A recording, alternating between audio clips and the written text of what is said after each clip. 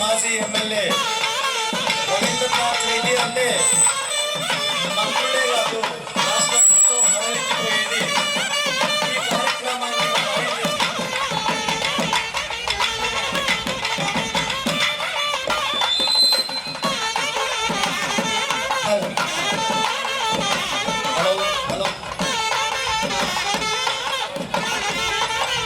Tiger Rabindranath Reddy గారిని జ్యోతి ప్రజ్వలన కార్యక్రమానికి ఆహ్వానిస్తా ఉన్నాం. కొంచెం దూరంలో జరగదు.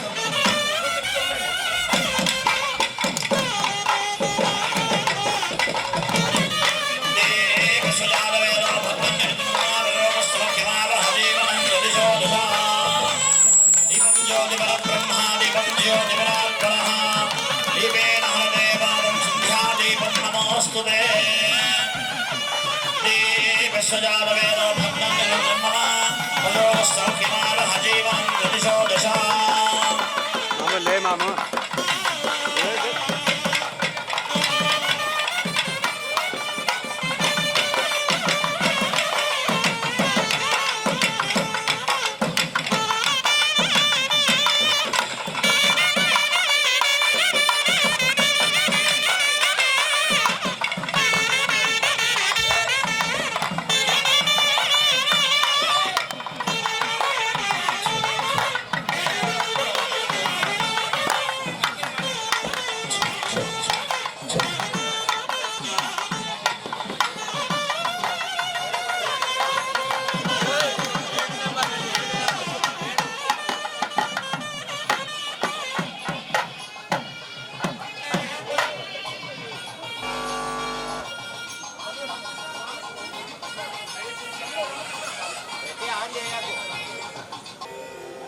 శశివర్ణం చతుర్భుజం ప్రసన్నవదనం ధ్యాయేత్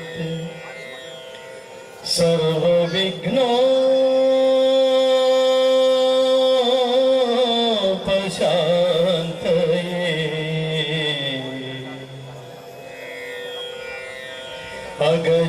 అగజానన పద్మార్కం గజానన మహర్నిశం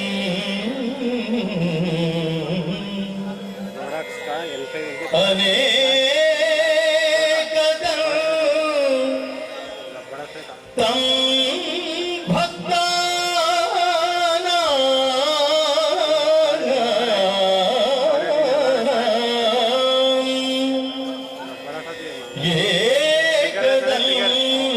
ఉపాస్మహే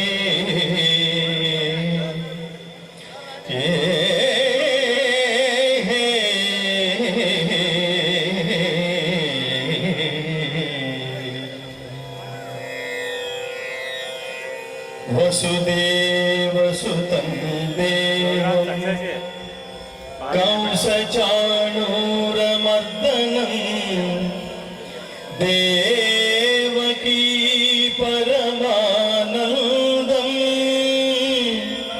కృష్ణం వందే జగద్గురుం వందే నవఘనశ్యామం పీతకౌశేయవాససం సానందం సుందరం శుద్ధం శ్రీకృష్ణం ప్రకృతే పరం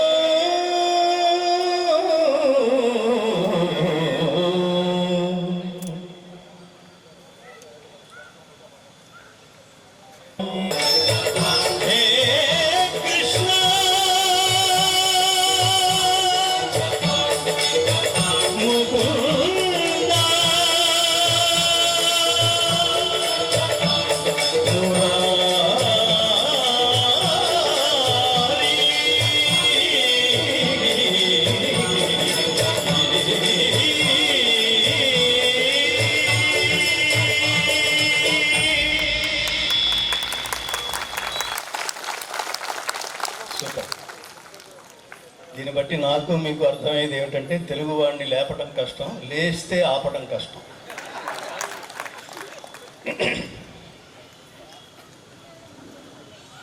ఇవాళ ఇంతటి విశేషమైన కార్యక్రమాన్ని, విశిష్టమైన కార్యక్రమం పూర్తయిన తర్వాత ఏ విశేషమైన లక్ష్యంతో, ఏ ఉన్నతమైన లక్ష్యంతో ఈ కార్యక్రమం ఏర్పాటు చేశారో ఇందులోంచి కొన్ని వాక్యాలన్నా, కొన్ని విషయాలన్నా మనం నేర్చుకుని ఆలోచిస్తూ ఇంటికి వెళ్ళి ఆ రోజుకే పరిమితం కాకుండా తర్వాత నుంచి దీన్ని ఆచరణలో పెట్టడం ఎలా అని అనుకోగలిగితే ఇవాళ కార్యక్రమం ఏర్పాటు చేసిన వాళ్ళ జీవితం హైదరాబాద్ నుంచి ఇక్కడికి ఇంత ప్రయాసపడి మేము వచ్చిన మాకు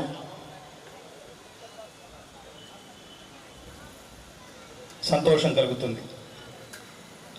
అందరూ ఒక్కసారి మొట్టమొదట గ్యాప్ ఇస్తే కొట్టేయకండి, నేను కొట్టమన్నప్పుడే కొట్టండి.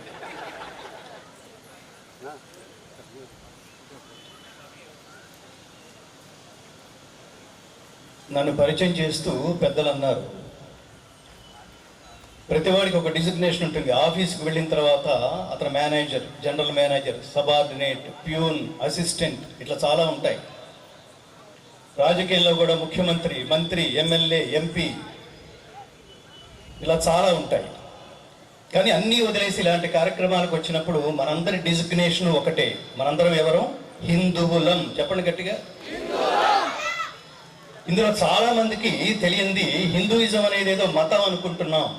చిన్న చిన్న క్లారిటీ, వాళ్ళ కనుక కొంత క్లారిటీ ఏర్పాటు చేసుకుంటే, ఒక స్పష్టత తెలిస్తే నిజంగా 200% మనం సనాతన ధర్మీయులుగా, హిందువులుగా మనం బతికే అవకాశం ఉంటుంది మిత్రులారా. లేకపోతే ప్రతిదీ టైం పాస్ అవుతుంది. మన జీవితం టైం పాస్ చేయడానికి రాలేదు, టైం స్పెండ్ చేయడానికి వచ్చాం. ఈ రెండింటికి చాలా వ్యత్యాసం ఉంది. జీవితం విలువ తెలియనివాడు, సమయం విలువ తెలియనివాడు టైం పాస్ చేస్తాడు.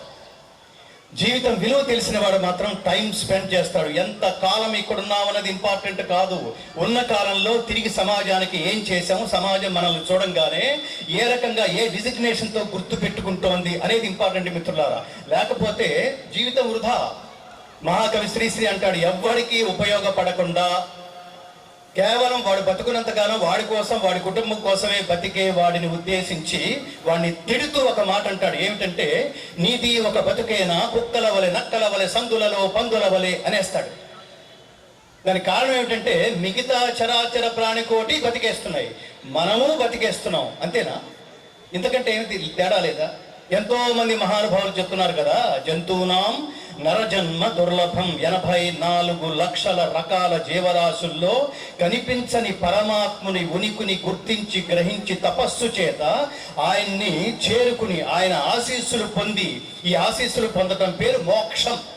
అలా పొందగలిగే జ్ఞానం ఉన్నవాడు, తెలివిగలవాడు, బుద్ధిజీవి, జ్ఞాని ఒక్క మనిషి మాత్రమే అని ప్రకటించినప్పుడు ఇవన్నీ వినేసి ఈ చెవితో విని ఆ చెవితలో వదిలేస్తామా? అర్థం చేసుకోలేమా? అలా అర్థం చేసుకున్న వాళ్ళు ఈ సమాజంలో లేరా? ఎంతమంది తమ జీవితాల ద్వారా నా జీవితమే ఈ ప్రపంచానికి ఒక సందేశం అని చెప్పి ఎన్నో విశేషమైన జీవితాలను ఈ ప్రపంచానికి అంకితం చేసి, వ్యక్తి అంటే నేను కాదు, నేను ఉన్న కాలంలో కాదు. గుర్తుపెట్టుకోండి, జీవితం అంటే మన ఉన్న కాలంలో బతకడం కాదు, మనం లేని కాలంలో కూడా మన పనుల ద్వారా బతకటమే నిజమైన బతుకు. అది చెప్తుంది గీత. నహి కళ్యాణకృత కశ్చిత్ దుర్గతిన్ తాత గచ్చతి. అంటే మంచి ఎన్నటికీ దుర్గతి పాలు కాడు, చేసే మంచి పని ఎన్నటికీ దానికి ఎక్స్పైరీ డేట్ ఉండదు అని చెప్తున్నాడు కృష్ణ పరమాత్మ. అలా ఎన్నో మనకి జీవిత సందేశాలను అందించే, ఉత్తమ జీవన విధాన మార్గాన్ని సూచించే, ఉన్నత వ్యక్తిత్వ వికాస బోధనాన్ని అందించే ప్రపంచంలో ఏకైక అత్యంత ఉత్కృష్టమైన గ్రంథం, జీవిత పాఠం, జీవిత పాఠాలు కలిగిన గ్రంథం ఒకే ఒకటి, చాలా విలువైంది, అది భగవద్గీత. ఇప్పుడు కొట్టండి.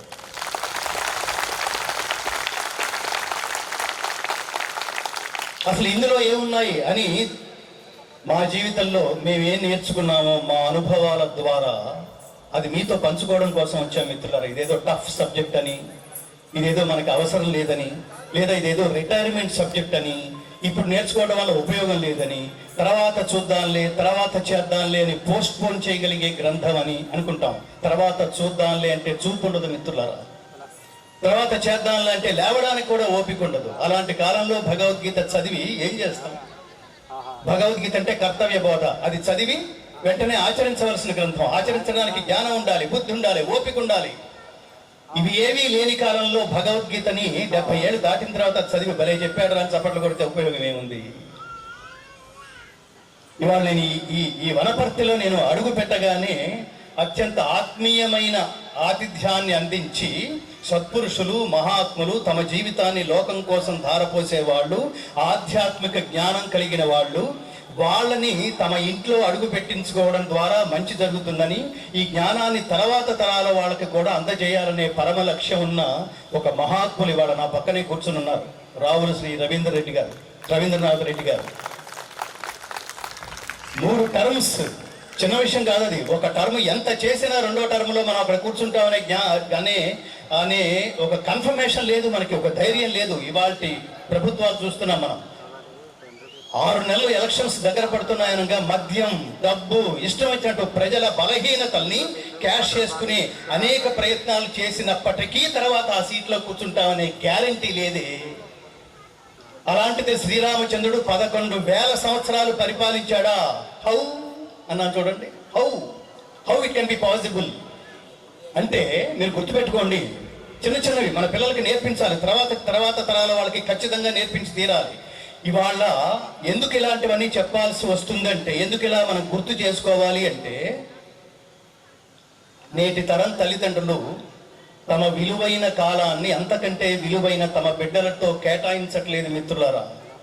వాళ్ళకేదో కంఫర్ట్స్ ఇచ్చేస్తున్నాం, ఏది కావాలంటే అది కొనిపెట్టేస్తున్నాం, దాంతో అయిపోయింది మన బాధ్యత అనుకుంటూ ఉదయం 7 గంటలకు లేచి హడావిడిగా ఆఫీసుకు పరిగెడితే రాత్రి 7 గంటలకో 8 గంటలకో 9 గంటలకో, వ్యాపారస్తులైతే 10 గంటలకో 11 గంటలకో వచ్చేసి డబ్బు సంపాదించేస్తున్నాం అని అనేసుకుంటే ఇంకా తల్లిదండ్రులకి బిడ్డలకి మధ్య ఏ వారసత్వం అందుతోంది? డబ్బా, జ్ఞానమా? జ్ఞానం లేదు, జ్ఞానం అందట్లేదు. జ్ఞానం అందితే ఏమొస్తుందో భగవద్గీత చదివితే తెలుస్తుంది మిత్రులారా. ఇవాళ ప్రపంచవ్యాప్తంగా మీరు పిల్లలు చూడండి, మన తరం వాళ్ళు అంటే మా ఏజ్ గ్రూప్ వాళ్ళు నెలకు ₹1,00,000 సంపాదించడం అంటే చాలా అసలు ఇంపాసిబుల్, అది ఇంపాసిబుల్. అలాంటిది వాళ్ళ పిల్లలు ఉద్యోగం రాగానే సంవత్సరానికి 15 లక్షలు, 20 లక్షలు, 30 లక్షలు, 40 లక్షలు, ₹1,00,00,000 సంపాదించుకోగలిగే పరిస్థితిలో ఉన్నారు వాళ్ళు. వాళ్ళకి తెలివితేటలు మనం ఏం నేర్పించక్కర్లేదు. అలాగే మన పాత రోజుల్లో శారీరక దారుఢ్యం కోసం మనం జిమ్లకు వెళ్ళే పరిస్థితి ఎప్పుడూ లేదు. మన ఇంట్లోనే 100 సార్లు తిరుగుతుంది స్త్రీ, ఎక్సర్సైజ్ అయిపోయింది. బట్టలు ఉతుకుతుంది, ఎక్సర్సైజ్ అయిపోయింది. పిల్లలు తీసుకుని గుడికి వెళుతుంది, ఎక్సర్సైజ్ అయిపోయింది. ఇప్పుడు బద్ధకం అనేది ఆవరించి ఇప్పుడు అందరికీ జిమ్స్ కావాల్సి వచ్చినాయి మిత్రులారా.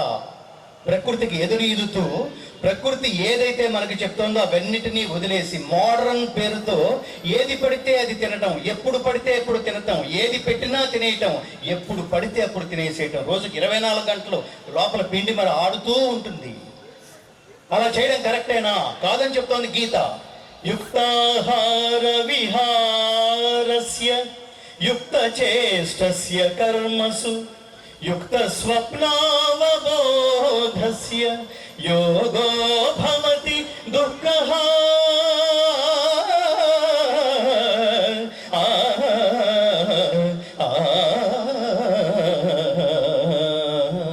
భగవద్గీత టచ్ చేయని సబ్జెక్ట్ అంటూ లేదు మిత్రులారా.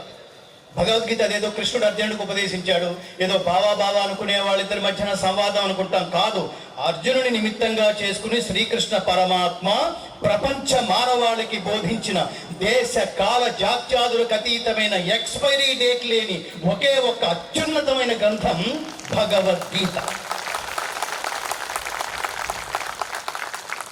రాబోయే శ్లోకాల్లో తెలుస్తుంది మీకు. చిచ్చి అదేమిటో ఇప్పటిదాకా అర్జునుడి కోసమే చెప్పాడు అనుకున్నాం, ఇదంతా మన కోసమేరా? మనం ఇంత మిస్ అయ్యామేమిటి? జీవితంలో చాలాసార్లు మాట్లాడుతుంటాం, ఐ మిస్ యూ అమ్మాయి కనిపిస్తే, ఐ మిస్ యూ అమ్మా నాన్నకి దూరమైన పిల్లలు, టీచర్లకు దూరమైన పిల్లలు, I miss you, we miss you, చాలా ఈజీగా మాట్లాడేస్తుంటాం. నిజంగా మిస్ అవుతుంది ఏంటో తెలుసా? జ్ఞానము. అది మిస్ అయితే మొత్తం మిస్ అయినట్టు. ఏది చదివితే ఇంకొకటి చదవడానికి అవసరం ఉండదో, ఏది చదివిన తర్వాత సర్వశాస్త్రాల సమాహారమో, ఏది చదివితే మనిషి అత్యున్నతుడు అవుతాడో, ఏది చదివితే వెళ్ళిపోయిన తర్వాత కూడా మనం శాశ్వతంగా మిగిలిపోయేంత స్ఫూర్తి పొందుతామో, ఆ చదవదగిన గ్రంథం పేరు భగవద్గీత. నా దేశం భగవద్గీత, నా దేశం అగ్ని పునీత సీత, నా దేశం కరుణాంతరంగా, నా దేశం సంస్కార గంగ. నీ దేశం ఏమిటి అని ఎవరన్నా అడిగితే పిల్లల చేత చెప్పించండి. పిల్లలతో కాసేపు టైం స్పెండ్ చేయాలి. నేను ఇందాక చెప్పారు, జిమ్లకు వెళ్తున్నా, ప్రతి సందులోని వాళ్ళు జిమ్స్ ఉన్నాయి. కాబట్టి వాడు ఫిజికల్లీ స్ట్రాంగ్, వాడికి బోర్డంత చదువుకునే అవకాశం ఇస్తున్నాం. మా చిన్నప్పుడు తల్లిదండ్రులు చదవాలంటే అంత డబ్బు లేదు నాన్న. మా నాన్నగారు అనేవాడు, మన దగ్గర అంత డబ్బు లేదు నాన్న, నువ్వు డాక్టర్ చదివే అవకాశం లేదు, ఇక్కడ బిఏనో బీకామో మన ఊళ్ళో ఉన్నది ఏదో చదువుకోనన్నా అన్నాడు మా నాన్న కంట తడి పెడుతూ. నాకు డాక్టర్ చదవాలంది నాన్న అంటే దగ్గరకు తీసుకుని నేను అసెక్యుడ్ నాన్న అని. ఇవాళ వాడు ఏది అడిగితే అది కొనిపెట్టగలిగే స్థితిలో ఉన్నాం. ఏం చదవాలనుకుంటే అది చదివించే స్థితిలో ఉన్నాం. ఏ దేశం వెళ్ళి చదవాలనుకుంటే ఆ దేశాన్ని పంపించగలిగే ఆర్థిక స్థితిలో ఉన్నాం మనం. కానీ డబ్బు సంపాదించుకోగలుగుతున్నారు, దేహదారుఢ్యం సంపాదించుకోగలుగుతున్నారు. అంటే ఏమిటంటే physically they are strong, financially they are strong, but unfortunately mentally they are weak. మానసికంగా వాళ్ళు చాలా బలహీనంగా ఉన్నారు. చిన్న మాట అంటే వాళ్ళు పడే స్థితిలో లేరు. చిన్న చిన్న పిల్లలు ఆత్మహత్యలు. భర్త ఏదో అన్నాడు, భార్య ఆత్మహత్య. భార్య ఏదో ఉంది, వీడు అన్నం తింటే మానేస్తాడు. ఏమీ నాన్ సెన్స్ ఇది. తెలంగాణలో పిల్లలు, మన తెలంగాణలో పిల్లలు ఇంటర్మీడియట్లో 15 మార్కులు తక్కువ వచ్చినాయని, 10 మార్కులు తక్కువ వచ్చినాయని 25 మంది విద్యార్థులు ఆత్మహత్యలు చేసుకుంటే ఎంత దారుణం మిత్రులారా. మన బిడ్డలు కాదు.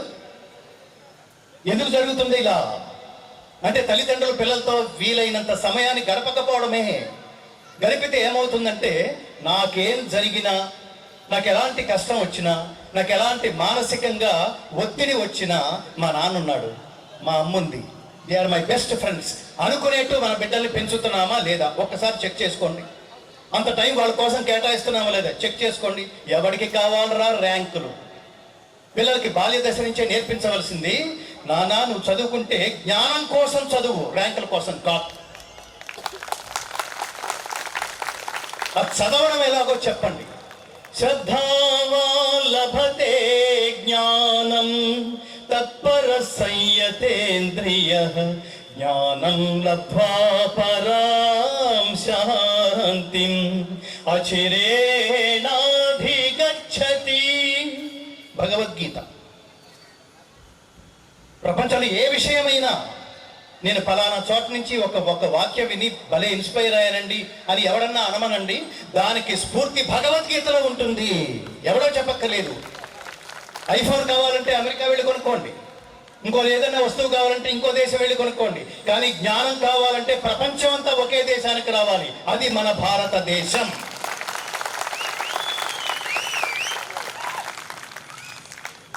మనకి చిన్న చిన్న పదాలకు అర్థం తెలియాలి. మతం అని మనం మాట్లాడేస్తున్నాం. మనది మతం కాదు మిత్రులారా. మతం అంటే అభిప్రాయం అని అర్థం. ఇమే మత ఇతిమే మతి. మతం అంటే ఆలోచన, మతం అంటే ఆలోచన, మతం అంటే అభిప్రాయము. ఎవడి అభిప్రాయం అయితే వ్యక్తిగత అభిప్రాయం అవుతుందో, ఎవడి అభిప్రాయం అయితే ఒక వర్గానికి మాత్రమే పరిమితం అవుతుందో దాని పేరు మతం. ప్రపంచంలో అన్ని మతాలి. ఎవడి అభిప్రాయం అయితే సార్వజనీనం అవుతుందో, ఎవడి అభిప్రాయం అయితే దేశ కాల జాత్యాదులకు అతీతంగా ఇంకా అమెండ్మెంట్స్కి అవకాశం లేకుండా, అప్పుడు ఏదో ఒకటి అనేసాడరా ఇప్పుడు దాన్ని చేంజ్ చేయాలి అనే అవకాశం లేకుండా ఒక్కసారి ఒక మాట మాట్లాడితే ఈ సృష్టి ఉన్నంత వరకు అది వేదవాకుగా శాసనంగా ఎవడి మాట అయితే ఉంటుందో అది మతం కాదు, అది ధర్మము. అలా మనది ధర్మము, మనది హిందూ, మన దాని పేరేమిటి, మన వర్గం పేరేమిటి? సనాతన ధర్మము.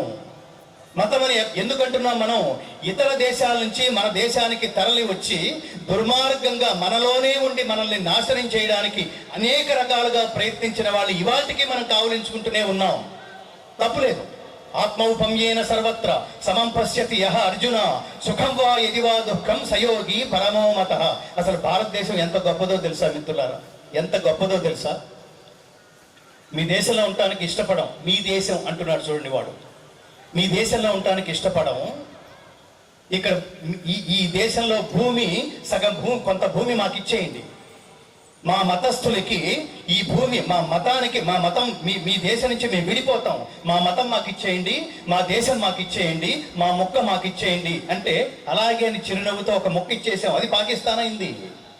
ఇచ్చేసిన తర్వాత కూడా ఈ అందరూ అటు వెళ్ళిపోయారు. మీరందరూ మీ ఇష్టం, మీరు ఎక్కడుంటే అక్కడ ఉండండి స్వామి అని అందరినీ పంపించేశాం. పంపించేసిన తర్వాత కూడా ఈ దేశంలో ఇంకా ముస్లిమ్స్ ఉన్నారు, ఇంకా భూమి ఉంది. ఏంటిది? ఎంత గొప్పవాళ్ళండి వీళ్ళు, ఎంత గొప్పదండి భారతదేశం. ఇక్కడ ఉన్న వాళ్ళు ఇక్కడ ఉండొచ్చు, అక్కడ ఉన్న వాళ్ళు అక్కడ ఉండొచ్చు అని అనడం అన్నది మీ ముఖం మీరు తీసేసుకున్న తర్వాత కూడా ఇంకా ఇక్కడ ఉండటం ఏమిటి? అది భారతీయులకు సాధ్యమవుతుందా? ఇతర దేశాలలో మీరు వెళ్ళండి, దుబాయ్ వెళ్ళండి, దుబాయ్ కాదు ఇతర ముస్లిం కంట్రీస్కి వెళ్ళండి, మీరు అక్కడ ల్యాండ్ కొనుక్కోవడానికి వీల్లేదు. మీరు అక్కడ ఒకటి దగ్గర పని చేయడమే తప్ప మీరు ఆర్గనైజేషన్ పెట్టడానికి వీల్లేదు. హే కృష్ణ అని పాడడానికి వీల్లేదు. నేను 18 దేశాలు తిరిగాను మిత్రులారా. హే కృష్ణ అంటే పరిగెత్తుకుంటూ వచ్చేసారు వాళ్ళందరూ, మన వాళ్ళు. సార్ మళ్ళీ కృష్ణుడి పేరుతో మళ్ళీ మీరు పాడకండి సార్ ప్లీజ్. ఏమన్నా 4 ఘంటసాల గారు పాటలు పాడేసేయండి. భగవద్గీత కృష్ణుడు అంటే వాళ్ళ దృష్టిలో వేరే దేవుడు అని అర్థం. వేరే దేవుడిని స్మరించేవాడిని మమ్మల్ని కలిపి కృష్ణ జన్మస్థానంలో తోస్తారు సార్ అన్నారు. కతార్. ఇదంతా నేను విమర్శించడానికి చెప్పట్లేదు మిత్రులారా. భారతీయులు, సనాతన ధర్మీయులు ఎంత గొప్పవాళ్ళో వీళ్ళ మానసిక ఔన్న ఫెయిల్యూర్లో ఉన్న సుఖ దుఃఖాదుల్ని, ఇవన్నీ ద్వంద్వాలు అంటారు. సుఖ దుఃఖాలైనా, శీతోష్ణాలైనా, జయాపజయాలైనా నేను సమంగా భావిస్తాను. నాకు ఒకటి ఎక్కువ కాదు, ఒకటి తక్కువ కాదు, నేను అలాగే ఉంటాను. ఇది జాతికి శ్రీరామచంద్రుడు అందించిన మహోత్కృష్టమైన సందేశం. మనం అలాగే ఉండాలి.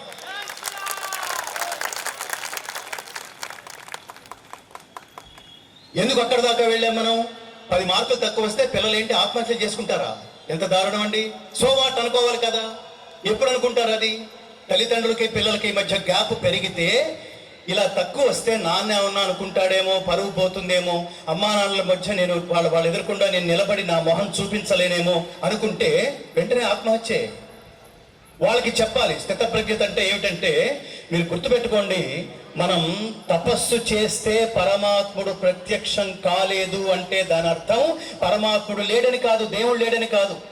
20 ఏళ్ళ నుంచి తపస్సు చేస్తున్నాను రా, దేవుడు ప్రత్యక్షం కాలేదు, వాడికి ఏదో క్యాస్ట్ ఫీలింగ్ ఉంది, లేకపోతే క్యాస్ట్ ఫీలింగ్ ఉంది, అదే దాని అర్థం కాదు. తపస్సు చేస్తే దేవుడు ప్రత్యక్షం కాలేదంటే దాని అర్థం దేవుడు ప్రత్యక్షమయ్యేంత ఇంటెన్సిటీతో నువ్వు తపస్సు చేయలేదని అర్థం. పెంచు ఇంటెన్సిటీ, తపస్సు శక్తిని పెంచు. వస్తాడు వాడంతే, వాడు వస్తాడంతే. దేవుడు ఉన్నాడా? ఉన్నాడు. ఉంటే ఎందుకు కనపడదు? ఊరికి తెరగా కనిపిస్తాడు. ఏంటి వాడు వచ్చి ప్రూవ్ చేసుకోవాలని ముందు నేను దేవుణ్ణి, నేనున్నాను, నమ్ము ప్లీజ్ అంటాడా? ఎవడు వాడు? పరమాత్మ అంటే ఎవడు? విశ్వవ్యాపకుడు అంటే ఎవడు? సృష్టికర్త. అంతటి విశేషమైన శక్తి సంపన్నుడైన వాడిని ప్రసంగం చేసుకోవడానికి 50 ఏళ్ళు 60 ఏళ్ళు ఉండిపోయేవాడికి అంత ఈజీగా దర్శనమిస్తాడా? ఎందుకు కనపడవు పరమాత్మ అని అడిగాడు అర్జునుడు. నువ్వు ఉన్నావు కదా, నేను నమ్ముతున్నా, కానీ సాధారణ జనానికి నమ్మకం లేదే, ఎందుకు కనపడవు అని అడిగితే పరమాత్మ చెప్తున్నాడు, యోగమాయా సమావృతః మూఢో యన్నాభిజానాతి లోకో మామజమవ్యయం. యోగమాయ చేత ఆవరించబడి ఉండటం వల్ల నేను ఎవరికి కనపడను. నేను కావాలి అనుకుంటే చెయ్యి తపస్సు, అప్పుడు ఈ యోగమాయని దాటడం తపస్సు వల్లే సాధ్యం. కనెక్ట్ అవ్వడం, మనిషి కనెక్ట్ అవ్వాలంటే దాని పేరు ప్రేమ, లేకపోతే స్నేహం. మనిషి దైవానికి కనెక్ట్ అవ్వాలంటే ఆ బ్రిడ్జి పేరు భక్తి. ఎలాంటి భక్తి? అనన్య భక్తి. భక్త్యాతు అనన్యయా శక్యః అంటే అన్డైవర్టెడ్ కాన్సన్ట్రేషన్. నువ్వు తప్ప ఇంకెవడూ లేడు అనేంత ఏకాగ్ర చిత్తంతో పరమాత్ముని ప్రతిరోజు రోజుకి 10 నిమిషాలు అభ్యాసం చేయడం ప్రారంభించండి. ఊరికే స్నానం చేసేసి వెళ్ళిపోతున్నారా? లేదా పూజ గదికి ముందు నిలబడి ఊరికే ఇటు అనుకుని వెళ్ళిపోతున్నారా? ఓ హిందువులారా, భారతదేశంలో పుట్టినందుకు భగవద్గీత శ్లోకం, తెలుగు రాష్ట్రాల్లో పుట్టినందుకు పోతన పద్యం. మీరు నేర్చుకోకపోతే, మీ బిడ్డలకు నేర్పించకపోతే మన ఉనికికి అర్థం లేదు మిత్రులారా. ఎందుకో బతికేస్తున్నాం అంతే. జీవితం అంటే డబ్బు సంపాదించడం ఒక్కడే కాదు, అంతకు మించి, ఏదో సినిమాలో డైలాగ్ ఉంది చూడండి, అంతకు మించి చాలా ఉన్నాయి. దాని పేరే కల్చర్, దాని పేరే సంస్కృతి, దాని పేరే సంస్కారము. ఎట్టి భాషను అలవరుచుకోవడం వల్ల నీకు సంస్కారం ఏర్పడుతుందో అట్టి భాష పేరు సంస్కృతము. క్రిస్టియానిటీ ఎప్పటిది? 2000 సంవత్సరాలు. ఇస్లాం ఎప్పటిది? 1400 సంవత్సరాలు. అసలు మతం తీసేయండి. భగవద్గీత ఎప్పటిది? భారతదేశానికి స్వాతంత్రం వచ్చే నాటికి శ్రీకృష్ణ పరమాత్మ అర్జునుడికి బోధించిన కర్తవ్యోపదేశం పేరుతో బోధించిన, జీవన గీత పేరుతో బోధించిన జీవిత పాఠాల సారాంశమైన భగవద్గీత బోధించి ఇప్పటికి 5,126 సంవత్సరాలైంది మిత్రులారా. 5,000కు పైగా. అంటే మతాలు ఆవిర్భవించని కాలంలో బోధించబడిన భగవద్గీతని ఎవడరా మత గ్రంథం అంది? అలా జీవిత పాఠం చెప్పిన జగద్గురువు అయిన శ్రీకృష్ణ పరమాత్మని ఎవడరా హిందువులకి మాత్రమే దేవుడు అంది? జగద్గురువు. నమ్మకం ఉంటే, లేకపోతే వదిలే, నీ కర్మ. ఈ విలువలు తెలుసుకోవాలి. ఇందాక చెప్పాను, knowing education is a greatest subject. అది ఆత్మజ్ఞానపూర్వక కర్మానుష్ఠానము అంటాడు పరమాత్మ. అసలు నీ గురించి తెలుసుకో. సరదాగా, జీవితం అంటే సరదా కాదు మిత్రులారా. జీవితం సీరియస్. ఏ పని చేసినా సీరియస్. ప్రతి క్షణం సీరియస్. చాలా విలువైంది. నేను ఎక్కువగా, ఇక్కడ ఎంతమంది విద్యార్థులు ఉన్నారో తెలియదు కానీ, నేను schools, high schools, universities, colleges అక్కడికి వెళ్ళి బిడ్డలను ఉద్దేశించి నేను ప్రసంగించడానికి ఇష్టపడతాను మిత్రులారా. జీవితం వాళ్ళది. 50, 60, 70 ఏళ్ళు దాటిన వాళ్ళకి మనం ఇవి ఉపదేశిస్తే, ఈ ఆధ్యాత్మిక సారాంశాలని ఉపదేశిస్తే ప్రత్యేకంగా వాళ్ళకి తెలియదు ఏం లేదు, కొత్తగా తెలుసుకోవాల్సింది కూడా ఏం లేదు. దీని మహా అయితే దీని లోతులు తెలుస్తాయి అంతే. కానీ తర్వాత జీవితం ఎంత ఉన్నతంగా, ఉత్తమంగా, ఉదాత్తంగా గడపాలో జీవిత ప్రారంభ దశలోనే విలువలు నేర్పించాలి. విలువలు లేని జీవితం అనే పునాది పైన, విలువలు లేని జీవితం అనే పునాది పైన నువ్వు నిర్మించే సౌధం ఎప్పటికీ స్ట్రాంగ్ గా నిలబడద్దు. అది ప్రపంచానికి చెప్పింది ఒక్క భారతదేశం మాత్రమే. భగవద్గీత గొప్పదని మనం అనుకుంటే గొప్ప విషయం కాదు మిత్రులారా. భగవద్గీత లేకపోతే ప్రపంచ వాంగ్మయం పరిపూర్ణమైనట్టు కాదు. భగవద్గీత కంటే మించిన గ్రంథం ప్రపంచంలో ఇంకొకటి లేదు. ఈవెన్ అబ్దుల్ కలాం గారు కూడా నాకు స్ఫూర్తినిచ్చిన, ప్రపంచంలో స్ఫూర్తినిచ్చిన మహోత్కృష్టమైన గ్రంథాలలో మొదటిది భగవద్గీత అన్నాడు డాక్టర్ APJ అబ్దుల్ కలాం.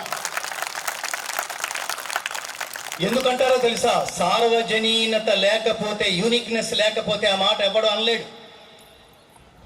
మీది మత గ్రంథం కాదు అని ఎలా ప్రూవ్ చేసుకుంటావు అని ఎవరన్నా అడిగితే, భగవద్గీతలో శ్లోకాలు చెప్పండి. కృష్ణుడు అర్జునుడితో చెప్పిన ప్రతి శ్లోకము అలాంటిదే. మానవ జాతిని ఉద్దేశించి చెప్పాడు తప్ప కేవలం హైందవ జాతిని ఉద్దేశించి మాత్రమే చెప్పలేదు మిత్రులారా.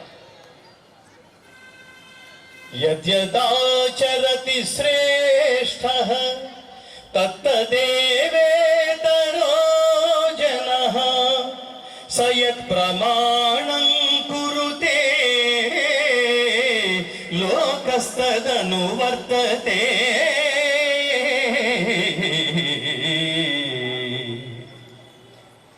ఎంత గొప్ప శ్లోకత్వాల తర్వాత కూడా ఛత్రపతి శివాజీ వాటికి బతికే ఉన్నాడు. జయంతులు, వర్ధంతులు చేసుకుంటున్నాం మనం. ఐడియాలజీ అది. అందరినీ ప్రేమించటం, మన ఉనికినో మన ఆత్మగౌరవంలో దెబ్బతీస్తే తోలు తీసేయటం, అది చేశాడు ఆయన. ఏం చేశాడు? దుష్ట శిక్షణ, శిష్ట రక్షణ. చాలా మంది అనుకుంటారు ఛత్రపతి శివాజీ ముస్లింలకు వ్యతిరేకని. నో, ఆయన సైన్యంలో 60% ముస్లింలే ఉన్నారు మిత్రులారా, సోదరు. ఎవరిని మనం విడిగా చూసే ఐడియాలజీనే లేదు. మన దగ్గరకు వచ్చి మనం నాశనం చేసిన వాళ్ళు ప్రపంచంలో ఒక్కసారి చూడండి. ఆంగ్లేయులు ఎడ్యుకేషన్ సిస్టంలోకి వచ్చి సర్వనాశనం చేసేసారు హిందువుల్ని, వాళ్ళ ఉనికిని కోల్పోయేట్టుగా.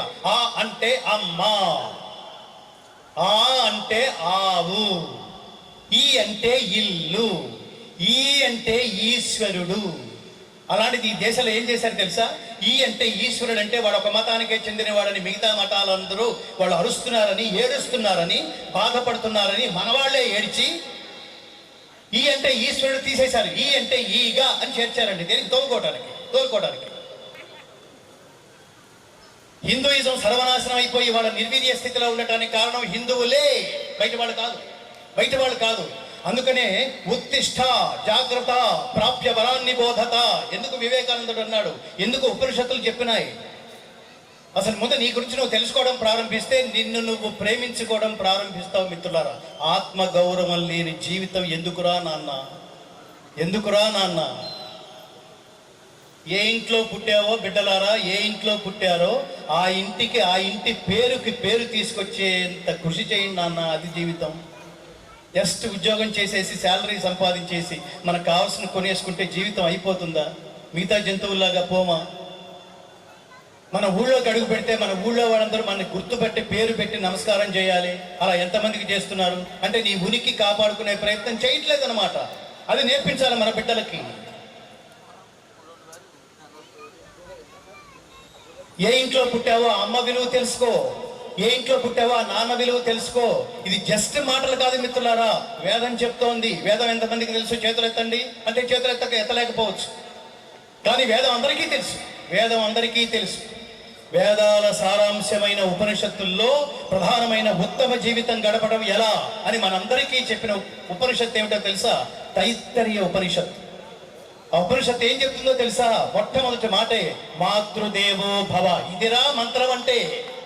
చెప్పండి, మాతృదేవో భవ. రెండవది పితృదేవో భవ, ఆచార్య దేవో భవ, అతిథి దేవో భవ. సరదాగా ఏదో నోటికొచ్చింది చెప్పేలేదు మిత్రులారా. ఉపనిషత్తులు అంటే అపౌరుషేయాలు, వేదం అంటే అపౌరుషేయం, భగవద్గీత అంటే అపౌరుషేయం. పురుషుడు అంటే మానవుడు అని అర్థం. పురుషుడు స్త్రీగా అని కాదు, మానవుడు. అపౌరుషేయం అంటే మానవుడి చేత బోధించబడింది కాదు, సాక్షాత్తు పరమాత్ముని ముఖ పద్మం నుండి వెలువడిన మహోత్కృష్టమైన దివ్య సందేశం యావత్ మానవ జాతిని సక్రమమైన మార్గంలో ప్రవేశపెట్టడానికి పరమేశ్వరుడు అందించినవి వేదాలు. ఇది మతం కాదు. ఇది ప్రపంచంలో ప్రపంచంలో ఎవరిని ఏ మతం వాడిని పలకరించినా మాది జీవన విధానం అంటారు. మనం కూడా జీవన విధానం అని అంటే అది అమాయకత్వం మిత్రులారా. మనది జీవన విధానం కాదు, ఉత్తమ జీవన విధానం. అది చెప్పండి. ప్రపంచంలో ప్రతి మానవుడు అనుసరించదగిన జీవన విధానం ఏదన్నా ఉందంటే ఒక్క భారతీయుడు మాత్రమే. యద్యదాచరతి శ్రేష్ఠ తత్తదేవ ఇతరో జనః సయత్ ప్రమాణం కురుతే లోకః తదను వర్తతే. ఉత్తముడు దేన్ని ఆచరిస్తే లోకమంతా దానినే ఆచరిస్తుంది. అంటే ఈ వాక్యానికి అంతరార్థం ఏమిటంటే, నాన్న ఫస్ట్ నువ్వు ఉత్తముడివి అయ్యేంతగా ఎదగాలరా, ఉత్తముడివి కావాలి నువ్వు. ఉత్తముడు అంటే అర్థం ఏమిటంటే, ప్రపంచంలో ఎవడు నీ వంక చూసినా అరే మనిషి అంటే వాడురా, మహాత్ముడు అంటే ఆయనరా, ఓ ఎగబడి వాడిని కుమ్మేసి ఎగబడిసే ఆటోగ్రాఫ్లు తీసుకోవడం కాదు. ఒక మనిషి వస్తుంటే పక్కకు తప్పుకుని నమస్కారం చేసి ఒక దైవాన్ని చూసినట్టుగా ఎవరైతే చూస్తారో వాడిది జీవితం అంటే.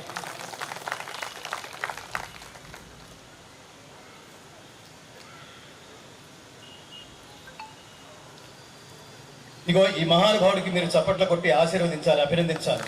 తన జీవితాన్ని సనాతన ధర్మ ప్రచారం కోసమే అంకితం చేస్తూ రిఫ్లెక్షన్ అనే ఒక ఛానల్ పెట్టి, కేవలం మీరు ఆ ఛానల్ పెట్టండి, 24 గంటలు ధర్మం గురించే, ధర్మ ప్రచారం గురించే నిబద్ధుడైన ఇలాంటి వాళ్ళు గీతలో చెప్పినట్టు మనుష్యాణం సహస్రేషు, కోట్లలో ఒకళ్ళు ఉంటారు.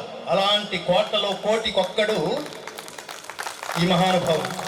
అమోఘ దేశపతి పేరు చూడండి, అమోఘమైన పేరు. సో ఆ మహానుభావుడికి ఆయుష్, ఆరోగ్యం, సంపద, విజయం, ఐశ్వర్యం అవన్నీ ఇచ్చి, స్థిర నిష్ట ఇవన్నీ ఇచ్చి మిమ్మల్ని కాపాడుగాక. జై శ్రీకృష్ణ.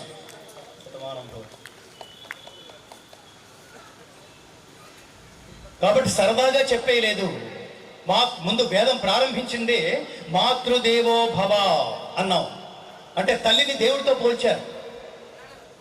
రెండవది పితృదేవో భవ. అసలు నలుగురికి రుణపడి ఉండమని చెప్తోంది. నలుగురిని అర్థం చేసుకుంటే నీ లైఫ్ సెటిల్డ్ అని చెప్తోంది.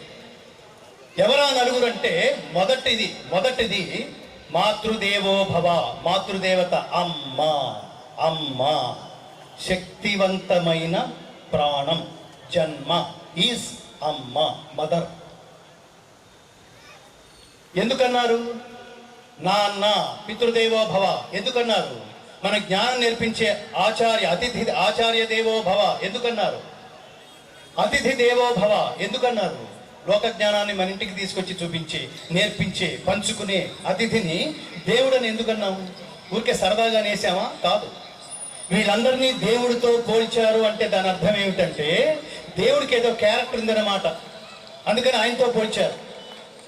ఆయన ఏదో ఒక స్థాయిలో ఉన్నతుడు అన్నమాట. అందుకని ఆయనతో పోల్చారు. ఏమిటా ఔన్నత్యం? ఏమిటా ఐడియాలజీ ఆఫ్ గాడ్? ఏమిటి దేవుడి తత్వం? ఏమిటి దైవ తత్వం? ఏమిటి? ఎందుకు మన ఇంట్లో మనకు ఎదురుకుండా కనిపించే అమ్మా నాన్నల్ని కంటికి కనిపించని సర్వోత్కృష్టుడైన దేవుడితో ఎందుకు పోల్చారు అంటే దేవుడికి ఒక క్యారెక్టర్ ఉంది. ఏమిటా క్యారెక్టర్ తెలుసా మిత్రులారా? మనిషి తపస్సు చేస్తాడు, దేవుడు ప్రత్యక్షమవుతాడు. ప్రత్యక్షమైన దేవుడు మనిషిని ఉద్దేశించి ఏమని అడుగుతాడు? నాన్న నీకేం కావాలరా అని అడుగుతాడు. చాలా కష్టపడి ఆల్ ది వే అక్కడి నుంచి ఇక్కడికి వచ్చా, నేను జర్నీ చేసి చాలా అలసిపోయాను, ఇప్పుడు నాకేం ఇస్తావు అని అడగడు. నీకేం కావాలని అడుగుతాడు. దేవుడి తత్వం ఏమిటి? నీకేం కావాలని అడగడమే. పితృదేవో భవ, అమ్మ అలా ఇస్తుంది. అమ్మ బిడ్డకి ఏం కావాలంటే అది ఇస్తుంది. ఏం కావాలంటే అది ఇవ్వడంలో ప్రధానంగా తల్లి ఔన్నత్యం ఏమిటో తెలుసా మిత్రులారా? బిడ్డకి జన్మనిస్తూ తను మృత్యువుని ముద్దాడి ఈ లోకానికి వస్తుంది మిత్రులారా. మృత్యుముఖం దాకా వెళ్ళి ఈ లోకానికి వస్తుంది బిడ్డకి జన్మనివ్వడానికి. అది స్త్రీ మాతృదేవత ఔన్నత్యం. చాలా చోట్ల వార్తలు చూస్తుంటాం. కాన్పు కష్టమై బిడ్డని ప్రసవించి తల్లి మృతి ఇవాళకి చూస్తున్నాం మనం. అంటే అర్థం ఏమిటి మిత్రులారా? తల్లి గర్భం దాల్చాలనే ఆలోచన తల్లికి వచ్చినప్పుడే తను మృత్యువుకి సిద్ధపడిందని అర్థం. ప్రాణ త్యాగం చేయడానికి కూడా వెనుకాడక నీకు జన్మనిచ్చిందంటే అంతకంటే ఉత్కృష్టమైన ప్రాణం జన్మ ప్రపంచానికి ఏదైనా ఉంటుందా? తల్లి బిడ్డని కంది అంటే, ఒక బిడ్డని ప్రసవించింది అంటే శరీరం పట్టు సడలిందని అర్థం. రెండవ బిడ్డకి జన్మనిచ్చింది అంటే ఆ శరీరం బిగువు ఇంకా సడలిందని అర్థం.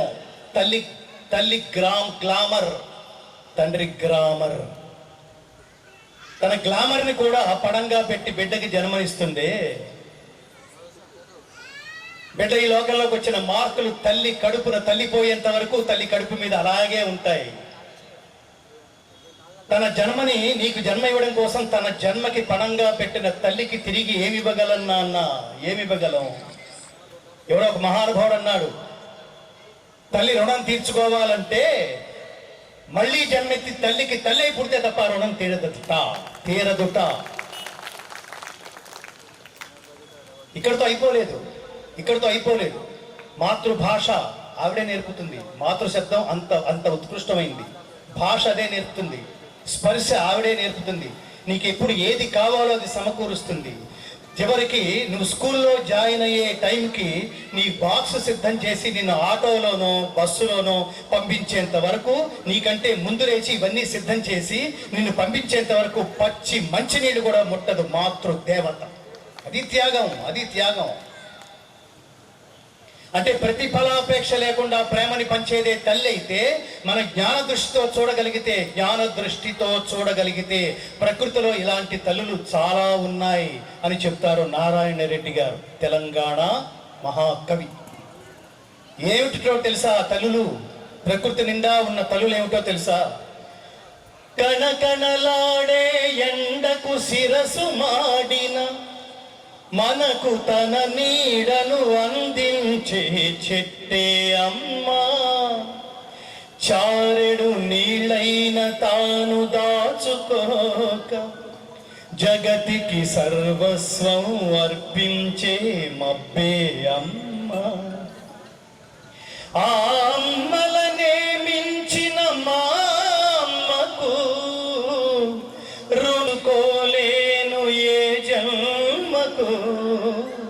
కంటేనే అమ్మని అంటే ఎలా, కరుణించే ప్రతి దేవత అమ్మే కదా, కన్న అమ్మే కదా.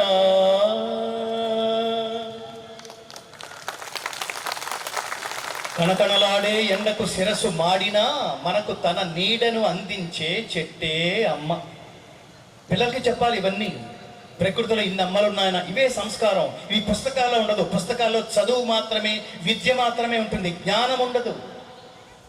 ఏ జ్ఞానం తెలుసుకున్న తర్వాత మనిషి సంస్కారిగా మారతాడో అవి ఏవి పుస్తకాల్లో ఉండవు మిత్రులారా. ఇంట్లో తల్లిదండ్రులు నేర్పించవలసిందే.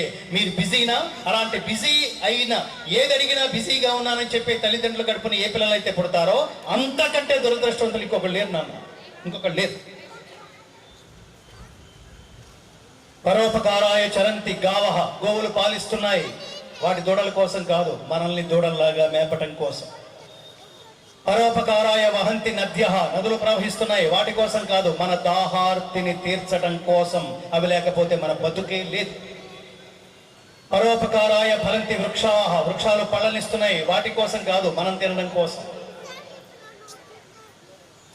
ఇన్ని మనకిస్తున్నప్పుడు మనం తిరిగి ప్రపంచానికి ఏమిస్తున్నాం? Check your self.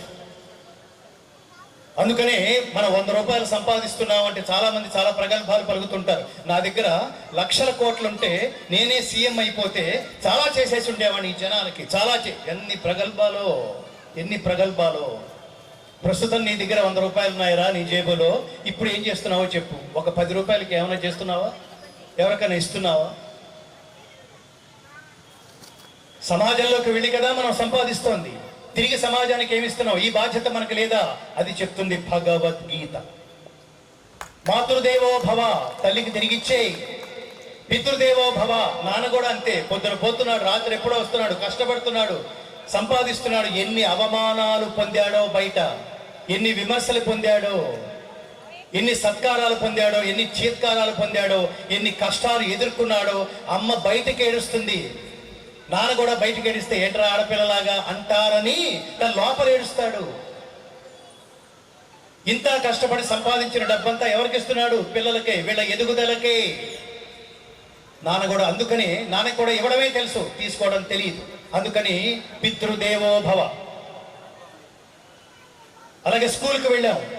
టీచర్ ఏదైతే గురుదేవుడు ఏదైతే నేర్చుకున్నాడో, తాను సంపాదించిన విద్యని, జ్ఞానాన్ని, భవిష్యత్తులో నువ్వు కోట్లు సంపాదిస్తే మరి నాకేమిస్తావు? అప్పుడు మనం 50-50 ఓకేనా అని ప్రామిస్ తీసుకుని ఏ గురువు మనకు పాఠం చెప్పలా, ఉచితంగా చెప్పేశాడంతే. ఆఫ్టర్ ఆల్ శాలరీ కోసం, ఆఫ్టర్ ఆల్ శాలరీ. నేర్చుకున్న జ్ఞానం అంతా మనకి ప్రతిఫలాపేక్ష లేకుండా మనకి పంచిపెట్టేసిన దేవుడితో సమానమైన వాడెవరు? ఆచార్య దేవో భవ, గురుదేవో భవ. 4వది అతిథి దేవో భవ. బయట తను సంపాదించిన ప్రపంచ జ్ఞానాన్ని, లౌకిక జ్ఞానాన్ని, అనుభవాన్ని మన ఇంటికి తీసుకొచ్చి పంచిపెట్టి ప్రపంచం ఇలా ఉంటుంది నాన్న, నువ్వు అనుకున్నట్టుగా ఉండదు. బయట ఎన్ని అబద్ధాలు చెప్తారో, ఎన్ని మోసాలు చేస్తారో, ఎంత తెలివిగా ప్రవర్తిస్తారో, ఎంత తెలివిగలవాడినైనా తన తెలివితేటలతో మోసం చేసే ఎంత తెలివితేటలు సంపాదించుకుంటారో. అందుకని జాగ్రత్తగా ఉండాలి నాన్న, లౌక్యంగా ఉండాలి. క్యాస్ట్ ఫీలింగు చూపించకూడదు. మాట అనేది చాలా గొప్పది. జీవితంలో ఎప్పుడు అబద్ధం చెప్పకు. నువ్వు పొలిటీషియన్ అయితే అసలు చెప్పకు. చాలా చోట్ల చూస్తున్నాం మనం. వేదిక మీద నిలబడి లక్షల మంది జనాలు కల్పిస్తే ఒళ్ళు పోయి తెలియకుండా ఎన్ని వాగ్దానాలు చేసేస్తారో. ఆ తర్వాత పదవి వచ్చిన తర్వాత అప్పుడు మీరు ఈ వాగ్దానం చేశారు కదండి అని మన పేపర్లో చూపిస్తే, ఆ పేపర్ కటింగ్ చూపిస్తే, లేదా ఇంటర్వ్యూ చేస్తే, నేను అలా ఎలా అన్నాను, అసలు అది సాధ్యమేనా? సాధ్యం కాదు, నేను ఎలా అంటాను అని అబద్ధం, ఈజీగా అబద్ధం చెప్పేయగలం మనం. అందుకనే దేవుడు ఫేస్బుక్, వాట్సాప్, యూట్యూబ్లు ఇవన్నీ సృష్టించాడు. చేసి ఏం చేశాడు? అప్పుడు అన్నది ఇప్పుడు అనలేదు అన్నది రెండు జాయిన్ చేసి ఒరే నీ బతుకు ఇదిరా అని చూపిస్తున్నాడు. తప్పించుకోలేవు. దేవుడు is like a CC camera. సర్వత పాణిపాదం తత్. దేవుడు ఎక్కడుంటాడు అని అడిగాడు. ఎక్కడున్నాడు రా శ్రీహరి అన్నాడు హిరణ్యకశిపుడు. ప్రహ్లాదుడు ఏమని చెప్పాడు? ఇందు గలడందు లేడని సందేహము వలదు.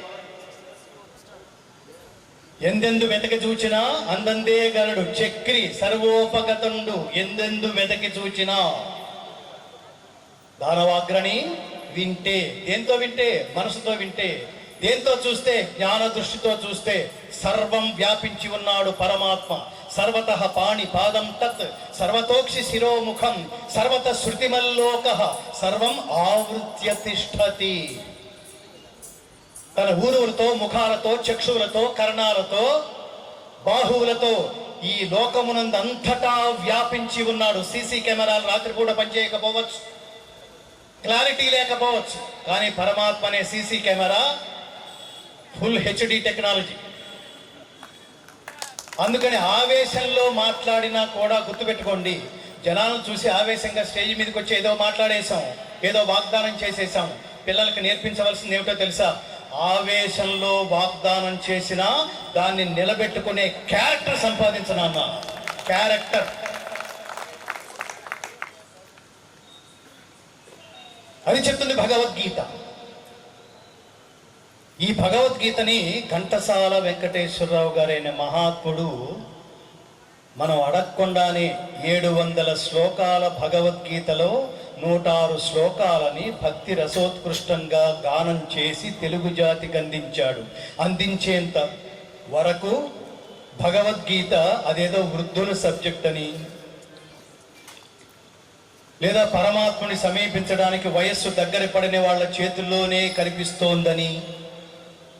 మా చిన్నప్పుడు కూడా మిత్రులారా భగవద్గీత అందుకే అనుకునేవాళ్ళం. లేదా పారాయణ గ్రంథంగా ఉండేది. భగవద్గీత పారాయణ గ్రంథం కాదు మిత్రులారా. పారాయణ చేయండి, దోషం లేదు, కానీ పారాయణ మాత్రమే చేసే దాని అంతిమ లక్ష్యం అది కాదు. Bhagavad Gita is not only the reading text, it is a practicing text. ఆచరణాత్మక గ్రంథము అది. విన్నావా? First level. అర్థం చేసుకున్నావా? Second level. ఇప్పుడు లేడు, ఎప్పటివాడు? త్రేతాయుగం వాడు. ఇప్పటికీ జై శ్రీరామ్ అంటున్నాడు. ఎందుకో తెలుసా? జీవితం అంటే సుఖంగా బతకడం కాదు, కంఫర్టబుల్ గా బతకడం కాదు, లగ్జరీగా బతకడం కాదు, ధర్మంగా బతకటం అని ఆచరించే ప్రపంచానికి చెప్పిన దైవం. అందుకని జై శ్రీరామ్. ధర్మంగా బతుకుతున్నావా? అప్పుడు మాత్రమే జై శ్రీరామ్ అనడానికి అర్హత ఉంది అని అర్థం. ఊరికే జై శ్రీరామ్ అంటే అనేది కాదు. పరమాత్మ క్వాలిఫికేషన్ చూసి దగ్గరకు తీసుకుంటాడు. అప్లికేషన్ పెట్టావు ఆఫీసులో, ఈ క్వాలిఫికేషన్ చూసే ఇస్తున్నాడా? ఊరికే దగ్గరకు వచ్చిన అప్లికేషన్ పెట్టి ప్రతివాడికి అలా చూడబడి చేస్తున్నాడా? ప్రపంచంలో ప్రతిదాన్ని ప్రూవ్ చేసుకుంటున్నావే. ఇక దేవుడి దగ్గర మాత్రం ఏ అర్హత లేకుండా ఊరికే పెట్టే దేవుడు నీ దగ్గర డబ్బు ఉందేనో, పదం ఉందేనో, ఇంకోటి ఏదో ఉందేనో, అధికారం ఉందేనో దగ్గరికి తీసేసుకుని మన ఇద్దరు ఒకటే అనేస్తాడా? ఎంత అమాయకుడిగా, ఎంత అమాయకుడు. అన్ని పోతాయి మిత్రులారు. అసలు దేవుడి దగ్గర వెళ్ళడానికి కూడా మనం ఆలోచిస్తాం. అబద్ధం ఆడేస్తున్నావా? You don't have eligibility to go to the temple or to see the God. దేవాలయంలో దేవుడు ఉంటాడనుకోవడం భక్తి. దేవుడు ఆలోచింపజేసేట్టు బోధ చేస్తుంది భగవద్గీత.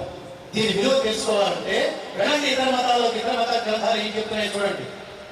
ఇతర దేవతలు ఆరాధించేవాడు నరకానికి పోతారు చెప్తుంది బైబిల్.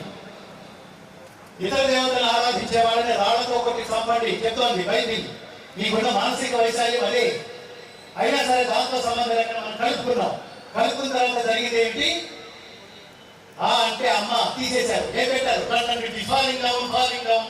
అది నా చిన్నప్పటి నుంచి పడిపోతూనే ఉంది. దాని ద్వారా మనం నేర్చుకునేది ఏమన్నా ఉందా? శారీసం తప్ప. బాబా రాక్షి ఊరు దానికంత వచ్చుంటే మన పిల్లలకి ఎందుకు? హాట్ క్లాస్ 1 అయిపోయినాయి, 2 అయిపోయినాయి, హాట్ క్లాస్ 1. మా వాడు ఇంగ్లీష్ నేర్చుకుంటుంటే ఎంత ఆనందమో. అందులో సంస్కారం లేదు. గుర్తుపెట్టుకోండి, 26 అక్షరాల ఇంగ్లీషు భాషకి 56 అక్షరాల సంస్కృతం తెలుగు చేసినా, నువ్వు ఏ పని చేసినా దాన్ని అర్థం చేసేవాడు మరి చేశారు సార్. సూపర్ సార్, మిమ్మల్ని ఫాలో అయిపోతాం సార్. మీకు ఈ ఆలోచన ఎలా వచ్చింది సార్? మీరు దేవుడు సార్ అని అనగలిగితే దేశ కాల జాత్యాలకు అతీతంగా మతాలకు సంబంధం లేకుండా అబ్దుల్ కలాం గారు ప్రపంచానికి ఇచ్చి పరమాత్మ ఇచ్చిన శక్తులన్నీ తిరిగి లోకక్షేమం కోసం ఎవరైతే ఖర్చు పెడతారో వాడే దేవుడు. ఆయనే అబ్దుల్ కలాం. అంతే. ఇక్కడ మతం లేదు, కులం లేదు, జాతి లేదు.